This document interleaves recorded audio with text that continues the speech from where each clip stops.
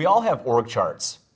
We all have job descriptions. They're helpful. They're indexed. They're ways for us to know who we are, what someone does, what they're accountable for. But what it doesn't do is show what's deeper than that. It doesn't show the dependencies. It doesn't show when my job ends, how does someone else pick it back up? It doesn't show how are we going to get together as different functional teams in times of challenge. That's not inside of an org chart. These are called silos. Silos are there structurally for a lot of good reasons. We need to manage through silos. We need to be able to grow people through silos. But silos can also inhibit our growth. They can impede our ability to connect with one another, which is what human beings are intended to do. The Chief Connector Officer's job is to break down those silos. And there are a few ways to do that. When you're sitting down with your leadership, with your functional team leads, with your HR BPs, what you want to figure out is how do we do some relationship mapping? Relationship mapping is a way to look at who are the employees, what are the teams that they're on, what are they accountable for, what are they not accountable for, and who do they depend on to get their job done. By going through this exercise, we find out where handoffs need to happen and where vulnerabilities exist. If we have one team accountable for an action and we don't know how the accountability then transfers over to another team, we have a vulnerability. Relationship mapping allows us to figure out ways to insert ourselves as leaders and as communicators into that moment to create the connection in order for these teams to progress seamlessly.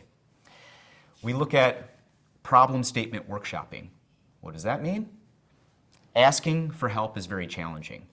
It's hard to put those words together for most people. So in problem statement workshopping, we work with leaders to empower them to talk to their teams, to talk to their employees about how to state the challenge that you have articulately and clearly in ways that aren't jumbled up with the jargon of your functional team. We look at cross-functional enrollment. You can't exist inside of an organization just in your silo. You need the help of other teams. How you enroll them is where the magic comes in and how the Chief Connector Officer comes into play. By enrolling cross-functional teams in leadership, we can figure out what are those problems, how do we articulate those, and what are safe and effective ways that we can bring that challenge to other teams so that we can ask for that help. And we can do it in a way that the other teams feel not only empowered but incentivized to do it. And also, we can just keep it light. If you have team meetings, invite other teams into those. Hear what you're working on. Have them be a fly on the wall and understand your function a little bit better.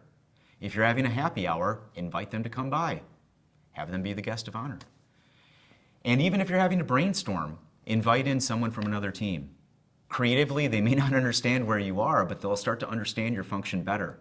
And it builds that spirit of collaboration, that spirit of human understanding, of empathy, that allows us to then go out and ask for help when our accountabilities have ended and other accountabilities need to start. And finally, Leadership Comms Council. Treat internal comms like you do external comms. Let's find our brand voice. What are the words that we use to describe what we do?